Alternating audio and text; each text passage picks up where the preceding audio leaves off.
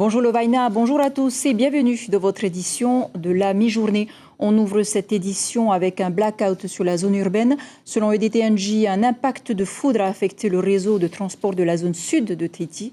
Un incident qui a provoqué une perte de production hydroélectrique des vallées de Vaihiria, Vaité et Tite-Aviri à Tevayuta.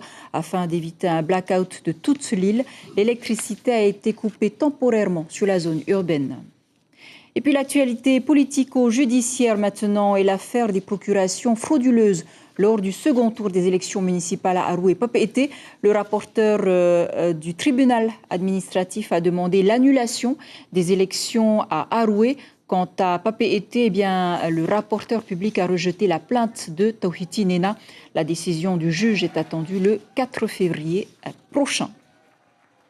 Et puis, puis cette double tentative de meurtre à Rikitea, on vous le disait hier soir, un jeune homme de 29 ans a avoué aux gendarmes avoir poignardé gravement ses parents.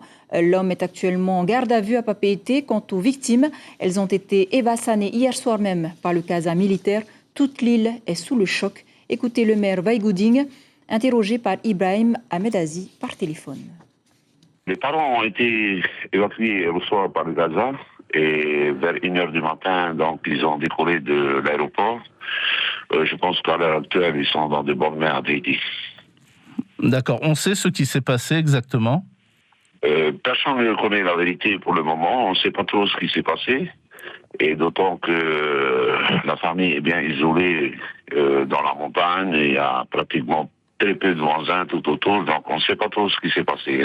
Les jeunes également ont pris le Gaza ce matin, vers 1h du matin. La population est très, très touchée par cet accident. Voilà, ils ne comprennent pas le geste des jeunes, ils ne comprennent pas. Vous allez prendre des nouvelles, j'imagine, donc des parents ? Oui, effectivement, d'après le médecin, ça va. Bon, la maman... ça va un peu tenir le coup, mais c'est plutôt le papa qui est critique. Mais je pense que à l'heure actuelle, il est dans les bonnes mains. Voilà, et retrouvez un reportage bien plus complet ce soir dans vos éditions. Nous vous l'annoncions hier soir également, les cours dans les écoles, collèges et lycées pourraient être perturbés ce mardi.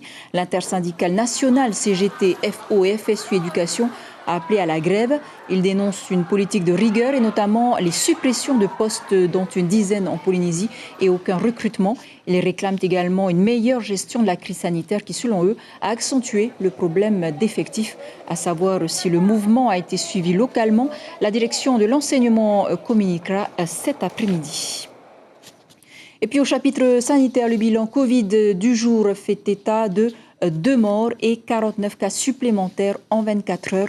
20 patients sont hospitalisés, dont seulement 9 maintenant en réanimation.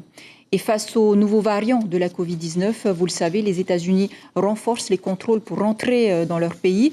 Un résultat de test négatif à la Covid-19 datant de moins de 72 heures est désormais obligatoire. Les précisions de Christopher Coselli dans le cadre de l'invité café de ce matin. Tout passager qui vient maintenant aux États-Unis doit être muni d'un test ou d'une preuve de non-contagion. Quand je dis non-contagion, ça peut être aussi un test positif qui a déjà plusieurs mois et qui prouve que la personne n'est plus un danger pour les autres passagers dans l'avion. Il y a aussi la possibilité de présenter un test négatif et enfin, le dernier cas, c'est si la personne a été positive très récemment, les autorités sanitaires locales peuvent émettre un document qui dise qu'il ne représente plus un danger pour les autres passagers dans l'avion et donc peut monter à bord. Le test doit être pris 72 heures avant de monter à bord de l'avion. Les Américains acceptent aussi le test antigène. Et ce deuxième test, qui est un peu moins connu, a un avantage très important, c'est qu'il prend 15 minutes pour être effectué. Et donc, les autorités locales vont mettre en place quelque chose à l'aéroport qui va se faire sous la semaine qui vient et qui permettra aux personnes qui n'ont pas pu avoir leur test PCR dans les temps à faire un test antigène à la dernière minute et pouvoir monter dans l'avion. Également dans l'actualité, à Punaouia, de gros travaux EDT sont en cours. À Tetavaké, 600 mètres de câbles souterrains remplacés. Un gros chantier qui va durer 2 semaines et coûter 32 millions de francs. Mais c'est à ce prix-là que les habitants du lotissement et ceux de Tapuna vont pouvoir vivre sans coupure intempestive. Elles étaient devenues trop fréquentes et trop longues. Nous écoutons Yann Wolf, directeur d'exploitation d'EDT, au micro de Brigitte Olivier et Sandrouli. Ça va représenter grosso modo 10% de notre budget annuel de renouvellement des câbles souterrains. Donc c'est chantier normal du mois de janvier, on va dire. Alors, après, il faut être franc qu'on n'avait pas prévu de commencer par celui-là. Hein. On a un programme annuel et Tetavaké, c'est le câble qui nous a obligés à venir travailler ici. Hein. C'est pas nous. Enfin, pour terminer, direction l'archipel des Marquises, c'est officiel. Le 1er juillet, la compagnie Tahiti Air Charter desservira les îles de Uapo et Uahuka au départ de Nukuhiva. Souvenez-vous, le pays avait lancé l'appel d'offres il y a à peu près 6 mois. Le personnel technique de la compagnie s'est rendu sur place pour un état des lieux et répondre aux interrogations des habitants, comme l'explique le maire de Uapo au micro de Lionel Tehamwana.